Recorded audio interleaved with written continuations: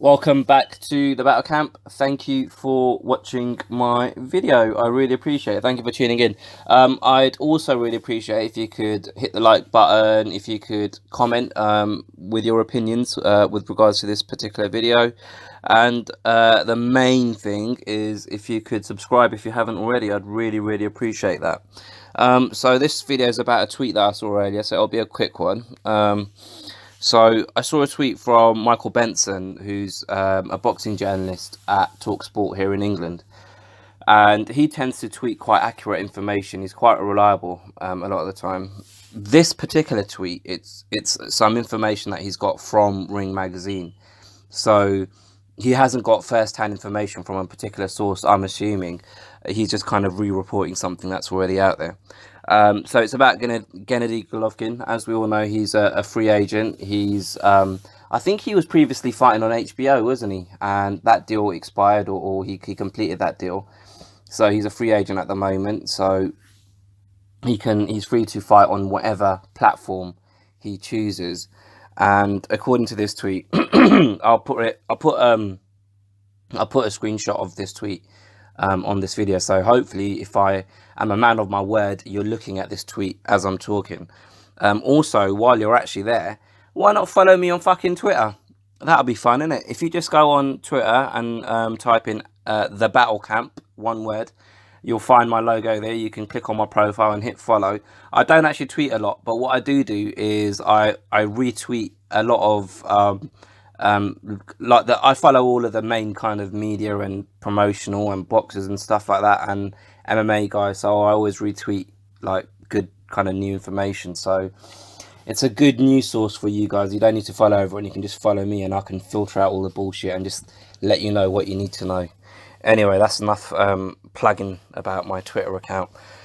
So back to this Golovkin situation. Fucking hell.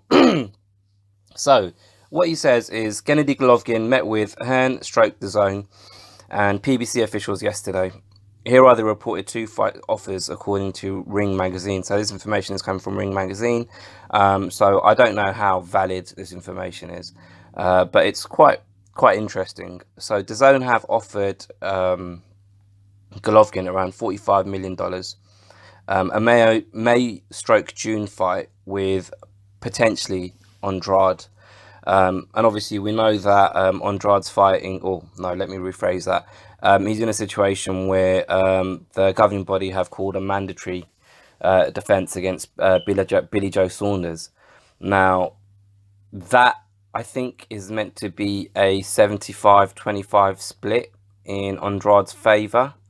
So there's a possibility that Billy Joe Saunders might turn around and say, "Nah, I'm alright. I don't want that mandatory title shot," and he might just not take it because you have to remember when they were due to fight originally, I think the purse splits were in the opposite direction. So Billy Joe Saunders was getting the 75% and Andrade was getting the 25%.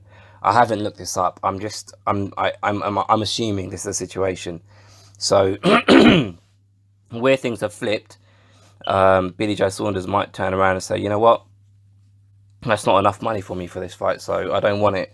And if that's the situation, then he might turn around and say, yeah, if he turns around and says he doesn't want to fight Andrade for that kind of money, then we basically might see a situation where Andrade's available to fight a voluntary defense, and fuck me, Golovkin will be a difficult challenge. But yeah, so that's what they're proposing. So $45 million and a fight with Andrade in June, May or June, and then September vs Canelo.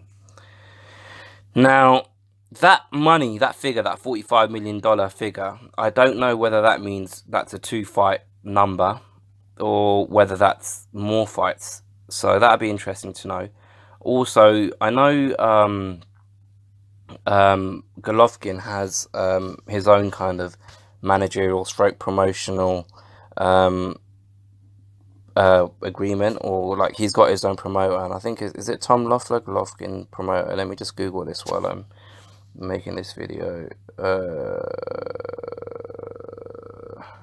Tom Loeffler, yeah. So Tom Loeffler's is I don't know whether that's his manager or promoter, but he has an agreement in place, so it'll be a co-promotional deal with Eddie Hearn, if that fight, or if that agreement happens with Dazn stroke Eddie Hearn.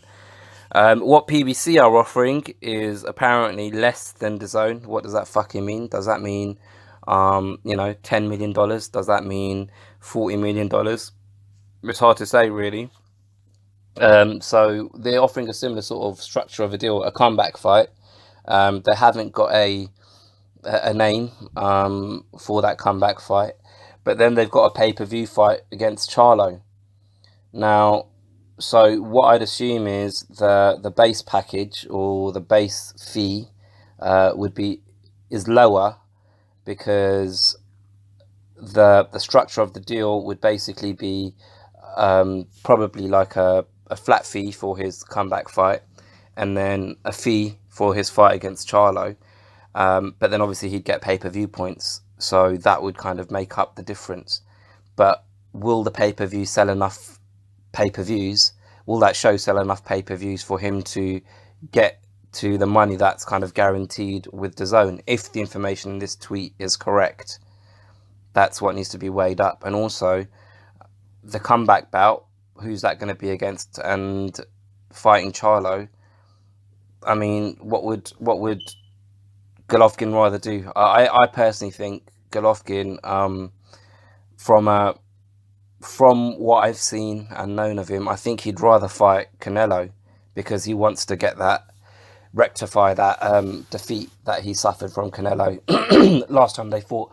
What the hell's going on with my throat? So I don't know. Obviously we don't know the numbers. That's the first thing. The second thing is we don't know how accurate the numbers in this tweet are. We don't know how accurate the fucking information is, full stop. But if the DAZN offer is true, then hats off to Canelo, man.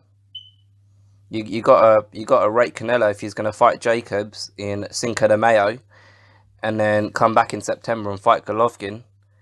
You gotta say well done to Canelo for not kind of shying away from actual challenges, because a lot of people thought when he signed for DAZN, he'd be fighting a lot of easy fights and kind of making that money, that guaranteed money, and not really challenging himself. But if this is true, then you got to rate him, and you got to rate Golovkin for stepping up to the challenge again, given the fact that people widely thought he won the first fight and it was given a draw, and a lot of people were arguing that he won the second fight, even though Canelo put in a better performance in the second fight. But yeah, the odds seem to be stacked against Ggg Gennady Golovkin in that fight against Canelo, especially if it happens in the States. But you know, if he takes that offer, then he's still up for the challenge. So interesting times. I think you could probably argue Golovkin's the hottest free agent at the moment, in terms of a a deal with a broadcasting platform. And whoever gets him, it'll be a big coup for him. So I think we'll find out soon enough. But yeah, so that's the information we have at the moment. And then when he does make a decision, I'll tell you what, I'll make another video and I'll tell you my exact thoughts about the decision, which probably won't be much different from yours, because what the fuck, like, it's not like I work in TV. I don't really know much about it, or I'll just say, oh, that was good, well done. Anyway, comments below, like again, dislike if you think I'm talking crap, and then, but if you do dislike, write down why you've disliked it, and let me know why. If you don't agree with me, let me know why. And also, please share it, man. I'm trying to get these numbers, trying to get these digits. All right, I'll see you guys next time.